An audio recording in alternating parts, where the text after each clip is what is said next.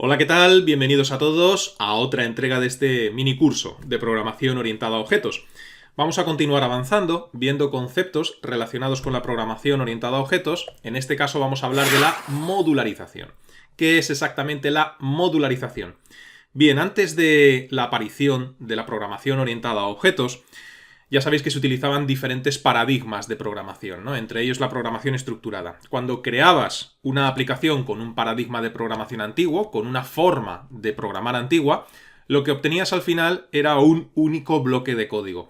Ese bloque de código sería más grande o más pequeño dependiendo de la complejidad que tuviese la aplicación. Si era una aplicación muy compleja, pues al final obtenías un bloque de código enorme, lo que hablábamos en vídeos anteriores de bloques de código de miles y miles de líneas de código. La modularización consiste en dividir tu programa no en un único bloque de código como ocurría antes, sino en varios bloques o módulos, varias partes. De tal forma que obtienes al final la misma aplicación que desempeña el mismo trabajo, pero en cuanto a estructura, esa aplicación está dividida en varias partes o módulos. Es como si tuviésemos un gran puzzle formado por diferentes piezas que encajan de una manera concreta entre sí para que todas esas piezas formen un todo, formen una unidad y trabajen de forma conjunta, ¿no? Eso es lo que conseguimos con los módulos de una aplicación, o también como por ejemplo las piezas de un Lego. Esas piezas de Lego pues se ensamblan entre sí, se conectan entre sí de una forma en concreta y cuando ya están todas unidas forman parte de una unidad, de un objeto. Y el principio es tan sencillo como esto, dividir tu programa en varias partes o bloques de código. ¿Qué conseguimos con esto? Bueno, pues la modularización, como todo lo relacionado con la programación orientada a objetos, es algo que ocurre con frecuencia también en la vida real. Y cuando esto ocurre en la vida real, con los objetos de la vida real, se observa en la vida real que tiene numerosas ventajas. Y lo que se pretendió en su momento es trasladar, una vez más, estas ventajas de la modularización de la vida real a nuestro código de programación. Vamos a poner algunos ejemplos de modularización en la vida real para ver las ventajas que esa modularización puede llevar a nuestros programas, a nuestro código de programación.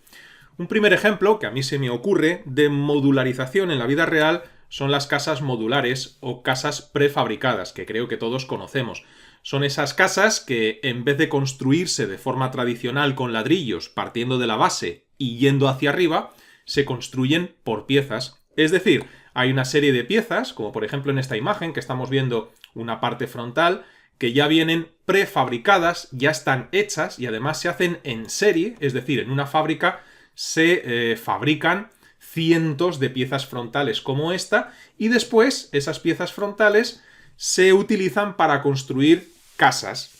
Pero además no se utilizan estas piezas para construir siempre la misma casa, con la misma forma, con el mismo color, el mismo tamaño, sino que estas piezas, como si fuesen las piezas de un puzzle, se adaptan en diferentes casas. Es decir, se aprovechan para construir diferentes casas. O por ejemplo esta pieza que vemos aquí, esta pieza superior.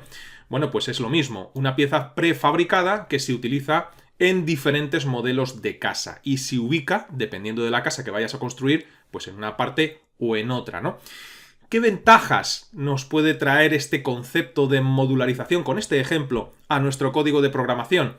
Bueno, pues la primera gran ventaja es algo de lo que ya hablamos en vídeos anteriores, la reutilización. Igual que con las casas modulares, al crear una pieza frontal o una pieza superior, esa pieza la puedes reutilizar no en una casa, sino en diferentes casas.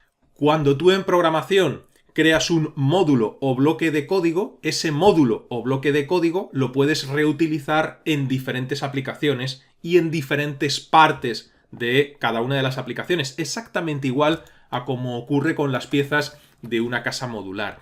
Y esta es una de las mayores ventajas de la programación orientada a objetos, la reutilización, pero como podéis ver, no se trata ni más ni menos que de otro concepto, otra cosa que ocurre en la vida real, ¿no?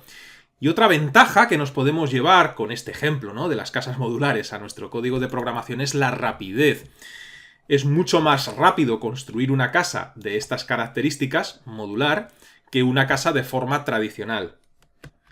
Pero esta ventaja de la rapidez viene dada por la anterior, por la reutilización. Si tú tienes una fábrica que es capaz de fabricar en serie, por ejemplo, 1000 paneles frontales como el que estamos viendo aquí en la derecha, pues cuando vayas a construir una casa, el panel frontal ya lo tienes hecho, ¿no? Pues exactamente lo mismo ocurre con la programación orientada a objetos. Si tú creas un módulo, un bloque de código que se encarga de hacer algo en concreto, por ejemplo, conectar con una base de datos, ese módulo lo puedes reutilizar en otros programas y, como consecuencia, cuando vayas a crear una segunda, una tercera o una cuarta aplicación que deben conectar con una base de datos, lo vas a realizar de una forma mucho más rápida, porque ya tienes construido ese bloque, ¿no? Entonces, esta es una de las grandes ventajas, la reutilización y la rapidez a la hora de construir aplicaciones. Otro ejemplo de la vida real que se me ocurre, pues por ejemplo los sofás modulares, esos sofás que puedes comprarte por partes, ¿no? Y los puedes ir ampliando.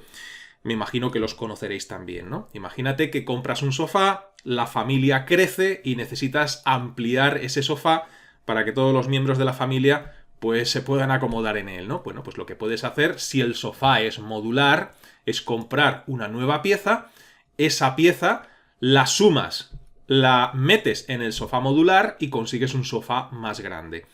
¿Que con el tiempo la familia crece todavía más? Pues compras otra pieza más y repites la operación y así hasta que te canses. Estos son los sofás modulares, ¿no? Y puedes hacer un sofá tan grande como lo necesites. Bien, ¿qué ventaja podemos extraer de este comportamiento? Pues lo que se denomina escalabilidad. La escalabilidad en programación o escalar una aplicación consiste en agregar funcionalidades extra a esa aplicación. Y esto lo podrás hacer gracias a que la aplicación está modularizada. Es tan sencillo como tener una aplicación que en origen, cuando se programó en su día, por ejemplo, estaba formada por 4 módulos o partes, pero ahora necesitas que esa aplicación haga más cosas, que sea más funcional, más compleja. Bueno, pues es tan sencillo como hacer lo mismo que en el sofá, agregar un módulo más a esa aplicación que se suma a los anteriores, igual que ocurría con las plazas del sofá, para que esa aplicación haga más cosas. Bien, esta es otra ventaja, la escalabilidad.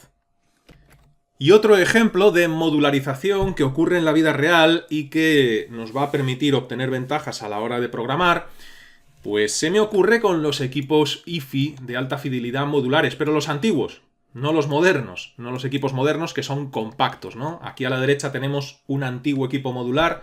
Los que tengáis cierta edad como yo, quizás disfrutasteis de uno de estos equipos en el pasado. Y aquí tenéis a la izquierda un equipo que también es antiguo ya, ¿no? Pero es más moderno que el de la derecha. Es un equipo compacto. Bueno, pues cuando tenemos un equipo IFI modular, tenemos numerosas ventajas. Es verdad que también hay inconvenientes y por eso salieron los equipos compactos. El inconveniente es que ocupa mucho espacio, ¿no? En una habitación. Pero esto es en la vida real. Centrémonos en las ventajas. ¿Qué ventajas tiene un equipo de alta fidelidad modular respecto a un equipo compacto?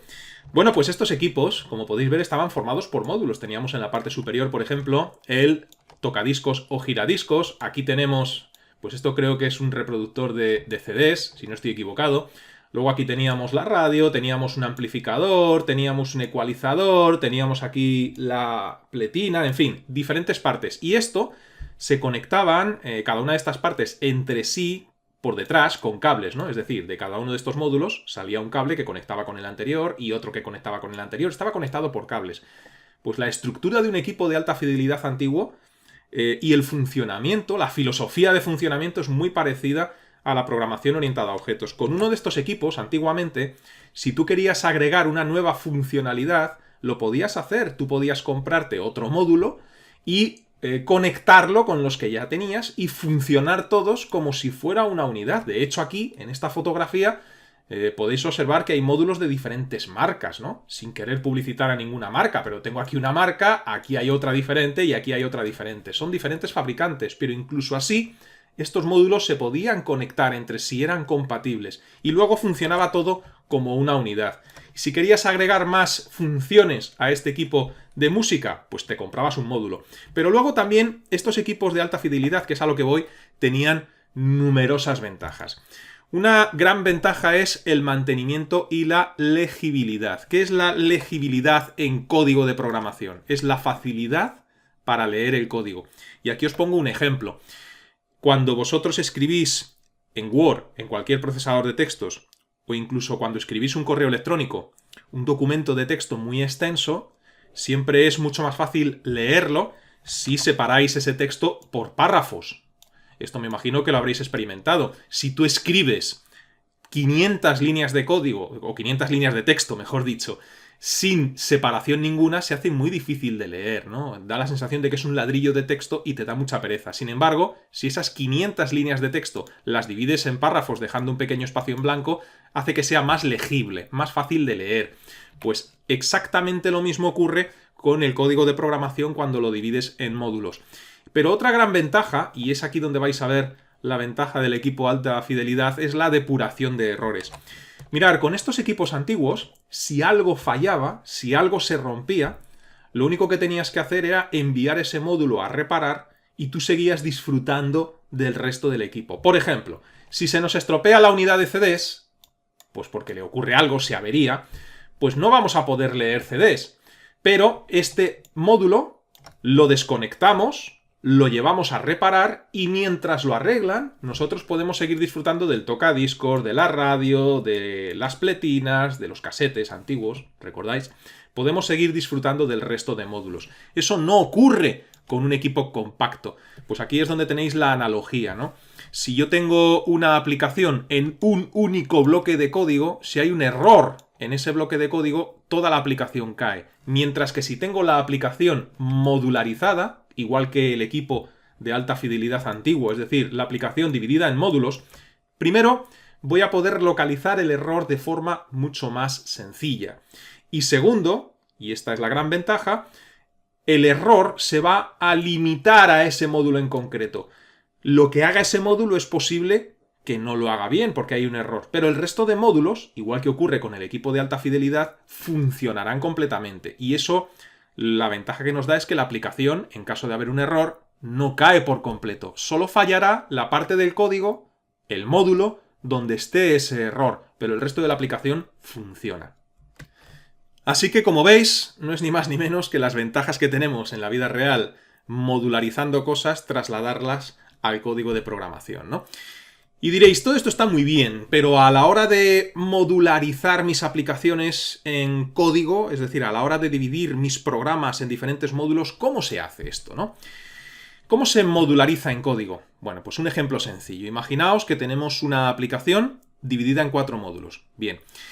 El primer módulo, por ejemplo, lo destinaríamos a las conexiones que hace nuestra aplicación. Por ejemplo, conexiones con bases de datos o conexiones con directorios de red. Y de eso se va a encargar el código que haya dentro de este bloque, dentro de ese módulo, solo y exclusivamente de las conexiones.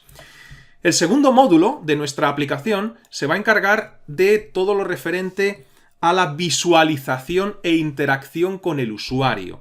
Es decir, a la parte gráfica de la aplicación, las ventanas, los botones, los menús, los colores, todo eso va a estar programado dentro de este segundo módulo. Todo lo que es interfaz, apariencia de la aplicación. Luego podemos crear, o podríamos crear, un tercer módulo destinado a la comunicación entre módulos, igual que ocurría con el equipo de alta fidelidad, en el cual unos módulos conectaban con otros a través de cables por la parte trasera, pues en nuestros programas vamos a necesitar que los módulos se comuniquen entre sí, porque recordar que todo esto funciona como una unidad, ¿no? Y toda esa parte encargada de comunicar, de conectar un módulo con otro, lo vamos a tener todo ese código dentro de este tercer módulo, ¿no? Y luego, pues podríamos crear un cuarto módulo para otras tareas. Repito, esto simplemente es un ejemplo para que se entienda. Podemos tener una aplicación y dividirla si nos apetece o si nos viene bien en 15 módulos. O tener una aplicación dividida en 2 módulos o en 3. Todo depende de cómo quieras organizarte el trabajo a la hora de programar. Y luego cada uno de estos módulos, a su vez, ¿cómo estará formado? Bueno, pues aquí es donde entran en juego las clases. Y os pongo un ejemplo. En el primer módulo, que lo dedicábamos a las conexiones, para conectar con bases de datos, para conectar con carpetas de red, con equipos remotos, con lo que sea, dentro de este bloque o módulo podemos tener, por ejemplo, 2 clases. En el segundo módulo, por ejemplo, podríamos tener 3 clases. En el cuarto módulo, o en el módulo 3, una clase, y en el cuarto 3. Son ejemplos, no tiene por qué estar distribuido de esta forma. Simplemente quiero que veáis que cada módulo está formado por una o más clases. Todo depende también de la complejidad de cada módulo y de cómo lo quieras tú organizar. Y esto es un esquema muy básico, porque descubriremos más adelante que los módulos, sobre todo en aplicaciones complejas, pueden estar formados por submódulos, es decir, dentro de un módulo, otro módulo, o un módulo formado por lo que se denomina en programación en algunos lenguajes, como por ejemplo Java, un módulo formado por paquetes, y dentro de cada paquete diferentes clases, ¿no? Pero digamos que las unidades de código son las clases, y estas clases pues interactúan entre sí y forman parte a su vez de un módulo. Y luego los módulos, que como veis están formados por diferentes clases, conectan entre sí para funcionar como una unidad. Muy básicamente, esta podría ser la estructura de una aplicación y cómo se modulariza una aplicación en código. De tal forma, siguiendo con este mismo ejemplo, que si por ejemplo creamos una aplicación y vemos que da un error a la hora de conectar con la base de datos, ya sabemos que tenemos que buscar el error en el módulo 1, porque es ahí donde tenemos todo el código referente a las conexiones. Ya tenemos el error muy focalizado, muy localizado, y tendremos que ir aquí, ¿no? O, por ejemplo, si tenemos un error en que una ventana no se ve bien, o que un botón no aparece, o que un menú no se despliega. Todo ese tipo de errores lo tenemos también muy localizado. Tendríamos que ir a buscarlo al módulo 2, porque es ahí donde hemos programado todo lo referente a la apariencia, a la interfaz de usuario. Esta es la gran ventaja de la modularización, pero incluso si tenemos un error en el módulo 2 que está dedicado a la interfaz de usuario y por ejemplo una ventana no se ve del todo bien, pues a lo mejor esa ventana en concreto no funciona, pero el resto de la aplicación sí funcionará. Conectará, porque en el módulo 1 no hay ningún error, la comunicación entre módulos será satisfactoria, otras tareas que pueda realizar la aplicación las hará bien. Lo único que tenemos un fallo en el módulo 2, que una ventana no se ve bien, tendremos que corregirlo, pero la aplicación no cae. Pues bien, esto, como digo, es tan solo un ejemplo, y es cierto que cada programador, a la hora de crear una aplicación, puede modularizar esa aplicación como lo crea oportuno. Puede crear 7 módulos, 4, 5, 3, 20, los que le vengan bien. Pero en las aplicaciones modernas, las aplicaciones que se denominan de tipo cliente-servidor, que son aplicaciones que se ejecutan tanto en la máquina del usuario, en el ordenador del usuario, como parte de la aplicación se ejecuta también en un ordenador remoto, eso es una aplicación cliente-servidor que en la inmensa mayoría de las ocasiones conectarán esas aplicaciones con bases de datos. Pues bien, estas aplicaciones de tipo cliente-servidor y que están presentes en la vida diaria por todas partes, las aplicaciones de las redes sociales son aplicaciones de tipo cliente-servidor, por ejemplo, todas esas aplicaciones siguen determinado patrón de diseño a la hora de modularizar la aplicación. La comunidad de programadores se puso en su día de acuerdo para que a la hora de crear una aplicación de tipo cliente-servidor, la modularización sea similar en todas las aplicaciones que se puedan crear. ¿Con qué objetivo? Con el objetivo de que el programador sea capaz de localizar de una manera más fácil un error y depurarlo, y sobre todo de saber de una manera muy fiable cómo va a estar estructurada esa aplicación.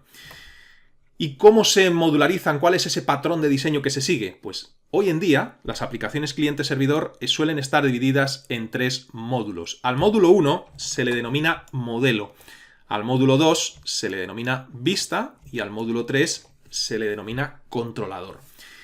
El módulo 1, llamado modelo, es el encargado de realizar conexiones con bases de datos casi siempre. El módulo 2, llamado módulo vista, es el encargado de la interfaz de usuario, de crear todo el sistema de ventanas, gráficos, apariencia, etcétera, que será lo que el usuario va a ver y con lo que va a interactuar. Menús, botones, cuadros de texto donde el usuario va a escribir. Bien, pues todo eso está programado en la vista. Y un tercer módulo al que se le denomina controlador, que será el encargado de comunicar el modelo con la vista. Es decir, cuando hacemos una conexión a una base de datos y traemos información de esa base de datos y llevamos esa información a la vista, para que el usuario pueda ver esa información almacenada en la base de datos, pues de eso se va a encargar el controlador y de todas las peticiones que se hacen desde la vista al modelo, desde una ventana que tenga el usuario a la base de datos. Este es el patrón que se suele seguir a la hora de modularizar las aplicaciones de hoy en día. Y este patrón es el patrón conocido como modelo vista controlador, que a lo mejor, aunque no tengáis experiencia en programación, os suena de algo, ¿no? Patrón MVC, que serían las siglas, o modelo vista controlador. Las siglas, patrón MVC, vienen precisamente de los nombres de los módulos de esas aplicaciones. Son 3. Luego es verdad que cada uno de estos módulos, pues en su interior, como he dicho antes, pueden tener submódulos. Cada módulo de este tipo de aplicaciones pueden tener dentro 10, 11, 15 clases, vete a saber. Pero son 3 módulos. Así que, como veis, todo es como una especie de gran puzzle, ¿verdad? En el que, bueno, pues tenemos 3 grandes piezas que a su vez en su interior, como si fueran las muñecas rusas de madera, que abres una y en su interior hay otra más pequeña y esa la abres y hay otra más pequeña, ¿no? Pues esto es algo parecido. Dentro de estos 3 grandes módulos podemos tener submódulos o no, todo depende de la complejidad de la aplicación. Y dentro de cada submódulo o dentro de cada módulo tenemos clases, que ya hemos visto en vídeos anteriores que son. Recordad que las clases son esas grandes fábricas o factorías de objetos. Si fuésemos a crear una aplicación de tipo cliente-servidor, por hacer un resumen de lo visto en el vídeo anterior y en este, pues por ejemplo una aplicación tipo tienda online en la que tenemos una serie de artículos guardados en una base de datos con sus precios, su disponibilidad, etc. Bueno, pues tendremos que conectar con la base de datos para ver qué artículos tenemos, ¿no? Si vamos a crear una conexión, recordar, todos son objetos. Bueno, pues tendremos que crear una clase que sea capaz de fabricar un objeto de tipo conexión. Y esa clase que fabrica objetos de tipo conexión, si vamos a crear una aplicación de este tipo y vamos a seguir el patrón de diseño modelo vista controlador, tendremos que guardarla en un módulo que será el denominado modelo. La ventana de esa tienda online, donde el usuario ve los artículos y donde puede ir pulsando botones para seleccionar artículos, agregarlos al carro de la compra, todo lo que es la apariencia de la aplicación, bueno, pues a lo mejor creamos esa apariencia con varias clases, ¿no? Una clase para fabricar ventanas, otra clase para fabricar menús, otra clase para fabricar botones, otra clase para otras cosas. Todas esas clases interactúan entre sí, forman parte de una unidad, y esas clases que fabrican la apariencia de la aplicación, la interfaz, las tendremos que meter en el módulo vista, ¿no? Y luego el módulo controlador será el encargado de esta tienda online, por ejemplo, de comunicar estas ventanas con la base de datos. Si yo quiero ver los artículos que tengo disponibles en la tienda, tendré que consultar con la base de datos qué artículos son. Y cuando la base de datos los devuelva, tendré que verlos en algún sitio. Así que esos artículos tendremos que llevarlos a la vista. ¿Quién será el encargado de llevar los artículos a la vista? El controlador. Pero no solamente eso, también será encargado de pedirlos, ¿no? Si yo quiero ver los artículos que hay disponibles, tendré que hacer una petición. Pues la petición también la hace el controlador. Se encarga de comunicar todo lo que tenemos en el modelo, que se encarga de las conexiones, con lo que podemos tener en la vista, que se encarga de la apariencia de usuario. Bien, pues a grosso modo, esto sería la modularización. Vamos a dejar de momento este vídeo en el punto en el que nos encontramos. Y os recuerdo que si lo deseáis podéis registraros gratuitamente en mi academia virtual píldorasinformáticas.es, donde en la zona de cursos gratuitos tengo todos los cursos gratuitos que he ido subiendo a YouTube ordenados por categorías. Aquellos que deseéis que os resuelva las dudas relacionadas con los cursos tenéis la sección de cursos offline, y los que deseáis que os haga un seguimiento más personalizado, como si tuvierais un tutor en casa, con ejercicios, test, resolución de dudas y entrega de certificado al finalizar un curso, tenéis los cursos tutorizados.